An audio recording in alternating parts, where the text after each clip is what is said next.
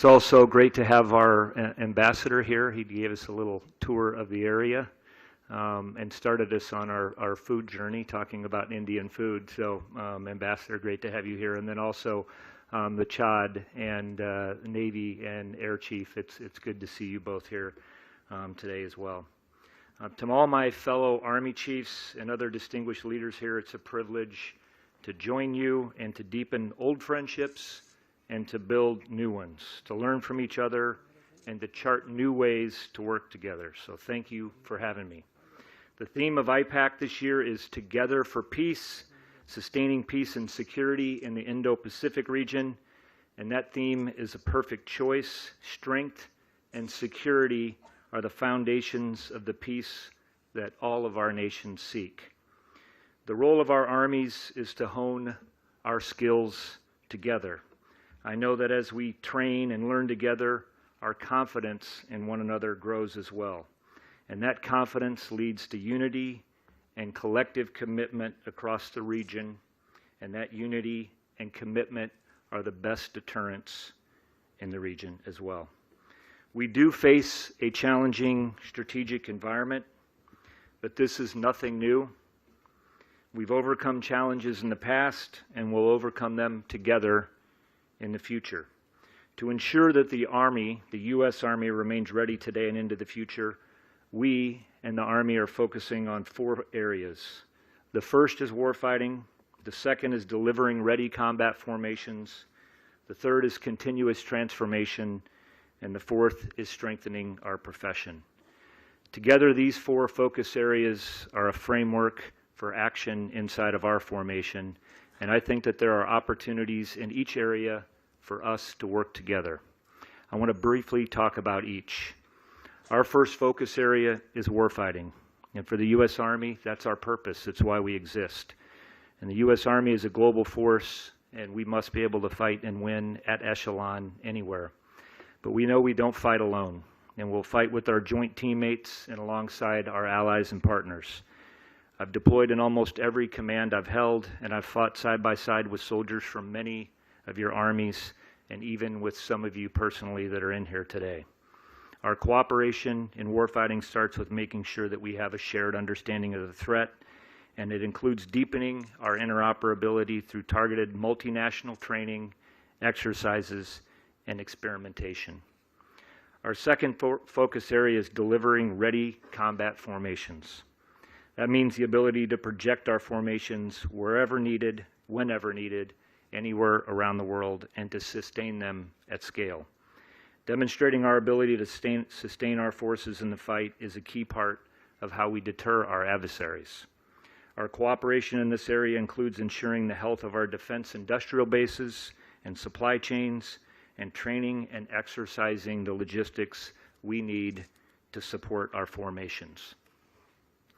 Our third focus area is continuous transformation. We have to transform because the character of war is changing at the fastest rate I've seen in the past 40 years. We know we need to be leaner and more mobile with lower signature. We know that to fight together in the future, we'll need a simpler way to talk to each other on the battlefield. And there are emerging technologies that can help us do that. Continuous transformation means evolving and adapting our equipment, what we fight with. It also means evolving how we fight, how we organize, how we think, our mindset. Our collaboration in this area could include working together on concepts, innovating together on emerging technologies, and experimenting with those concepts and technologies at multinational training events and exercises. Our fourth and final focus area is strengthening the profession of arms. That means strengthening the trust between leaders and led, our standards and discipline, and our warrior ethos. It is a foundation that supports the other 3 focus areas and everything that we do. Collaborating in this area would mean conducting operations as a multinational, cohesive warfighting team bound by mutual trust and respect. Our non-commissioned officers are the backbone of this effort, and I'm looking forward to the feedback from the senior enlisted leaders who play a vital role in this effort. By gathering here together 30 nations and 20 Army chiefs, we are deepening and demonstrating our unity and collective commitment.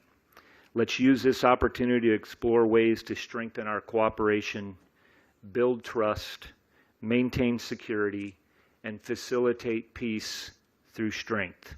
I believe that together we will maintain a free and open Indo-Pacific that enables the independence, strength, and prosperity towards building robust military partnership with friendly countries underscores our commitment to not only safeguard our own national interests, but also addressing important global challenges being faced by all of us. One such significant global challenge is the scourge of climate change, which translates into higher frequency and severity of natural disasters. Friends, our armed forces, with their unwavering dedication and professionalism, are the first responders in disaster situations and contribute to humanitarian assistance and disaster relief efforts, providing hope and relief for those in need during times of crisis. I am sure you all would be discussing how to enhance the interoperability during the operations related to humanitarian assistance and disaster relief. I would like to suggest that the issue of climate change and the attendant possibility of more numerous and severe natural disasters be discussed by you all in the context of our common HADR preparedness. Extreme weather events and the natural disasters have become a new normal rather than being exceptions and are major challenges in our region. It is our responsibility that the climate change related concerns of small island nations of the Indo-Pacific are given the due importance that they deserve. This is because island nations bear the brunt of the climate change as an existential crisis. Climate change also threatens their economic security. As you are told that Cyclone Palm in 2015 wiped out 64% of the value of GDP of Vanuatu. The economic concept of climate change and extreme weather create a demand for climate resilient and eco-friendly infrastructure. There is a need to understand the compulsions and the perspectives of all our partner nations, as well as sharing of expertise. Sir, do you think that the deterioration in the relationship will impact Canada's Indo-Pacific strategy? Because India is a key pillar for the Indo-Pacific strategy, and right now the relationship between Canada and India are going downwards. Well, I'll let our political masters deal with that question. The reason that I'm here is to contribute, to areas where our two armies can contribute to peace and security. And certainly both of our armies continue to see areas where we can work on that. Whatever happens between our countries, I really can't comment on that. Mm-hmm. And so also when